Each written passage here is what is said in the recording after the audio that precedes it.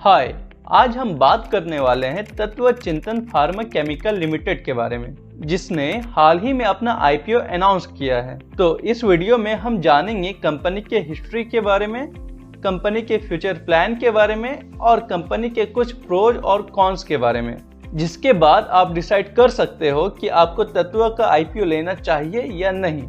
Video start करने से पहले अगर आपको ये इन्फॉर्मेशन इन्फॉर्मेटिव लगे तो हमें सपोर्ट करने के लिए हमारे चैनल को सब्सक्राइब करें। तत्व चिंतन फार्मा केमिकल लिमिटेड, जैसा कि हमें नाम से ही समझ में आ रहा है कि ये एक केमिकल मैन्युफैक्चरिंग कंपनी है जो कि अलग अलग टाइप्स की प्रोडक्ट बनाती है और इसकी शुरुआत 1996 में वडोदरा में हुई थी। चलिए अब जानते हैं कंपनी के प्रोडक्ट के बारे में। कंपनी 154 से भी ज्यादा प्रोडक्ट बनाती है, जिसको आप 4 मेन कैटेगरी में डिवाइड कर सकते हो। पहला SDA यानी स्ट्रक्चर डायरेक्टिंग एजेंट, जो जियोलाइट बनाने में काम आता है।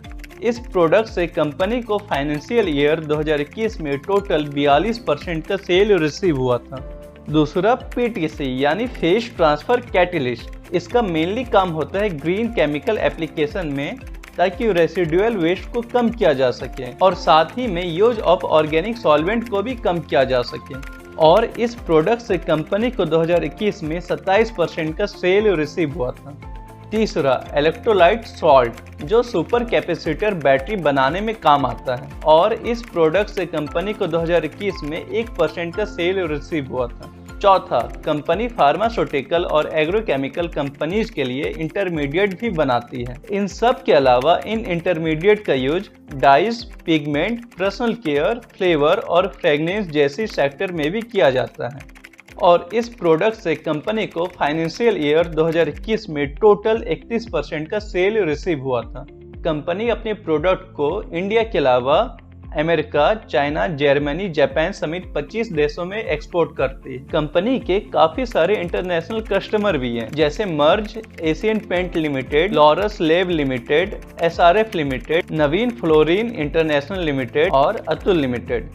अब चलिए जानते हैं कंपनी के कुछ प्रोज के बारे में। तत्व इंडिया की सबसे बड़ी और इकलौती कंपनी है जो SDA मैन्युफैक्चर करती है। कंपनी का लगभग 70% सेल एक्सपोर्ट से आता है, जो कि कंपनी 25 से ज्यादा देशों में सप्लाई देती है। कंपनी के 508 से भी ज्यादा कस्टमर हैं, जिनमें से 54% कस्टमर कंपनी के साथ 5 साल से भी ज्यादा टर्म से एसोसिएट है। कंपनी की 2 मैन्युफैक्चरिंग फैसिलिटीज हैं, अंकलेश्वर और दहेज, जो हजीरा पोर्ट के करीब है, जिससे कंपनी को एक्सपोर्ट करने में काफी ज्यादा हेल्प मिलता है। कंपनी को आगे चलकर मेक इन इंडिया मूवमेंट और चाइना +1 मूवमेंट के वजह से भी काफी ज्यादा हेल्प मिलेगा। ये कंपनी लार्जेस्ट मेकर है इलेक्ट्रोलाइट सॉल्ट के सुपर कैपेसिटर बैटरी के लिए। कंपनी के इस सेगमेंट को भी काफी बूस्ट मिलेगा, क्योंकि आजकल इंडिया में इलेक्ट्रिक व्हीकल का काफी ज्यादा डिमांड है। कंपनी के पास मजबूत R&D कैपेबिलिटीज है और अंत में कंपनी के पास एक्सपीरियंस प्रमोटर और मैनेजमेंट टीम भी है, जो कि कंपनी को बहुत आगे लेकर जाएगी। चलिए अब बात करते हैं कंपनी के कुछ कॉन्स के बारे में। इस कंपनी का कोई लॉन्ग टर्म एग्रीमेंट नहीं है अपने सप्लायर के साथ, जिसके वजह से हमेशा रिस्क बना रहेगा रॉ मटेरियल का प्राइस को लेकर। कंपनी के टॉप 10 कस्टमर ने फाइनेंशियल ईयर 2021 में 47% का सेल दिया था, जो कि एक बहुत अच्छी बात है।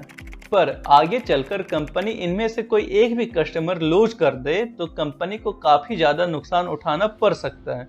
जैसा कि हमने अब तक देखा, कंपनी में केमिकल का यूज काफी ज्यादा हो रहा है, जो कि एनवायरनमेंट के लिए सही नहीं है।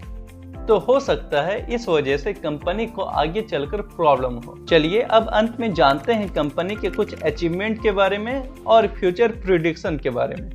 पहला, कंपनी ने 2013 में 500 मिलियन, 2015 में 1 बिलियन और 2020 में 2 मिलियन का टोटल रेवेन्यू जनरेट किया था। दूसरा, ये डेटा के अनुसार इंडिया की केमिकल इंडस्ट्री का जो ग्रोथ है, उसको देखते हुए ये अनुमान लगाया जा सकता है कि कंपनी का टोटल वैल्यूएशन 2024 तक $293 बिलियन की हो जाएगी। तीसरा, कंपनी का प्रोडक्ट PTC यानी फेस ट्रांसफर कैटलिस्ट, इसकी तुलना अगर ग्लोबली करे तो कंपनी 2024 तक $1.328 बिलियन की हो जाएगी। तो दोस्तों, तत्व चिंतन के बारे में बस इतना ही। आशा करता हूँ ये इन्फॉर्मेशन आप लोगों के लिए हेल्पफुल होगा।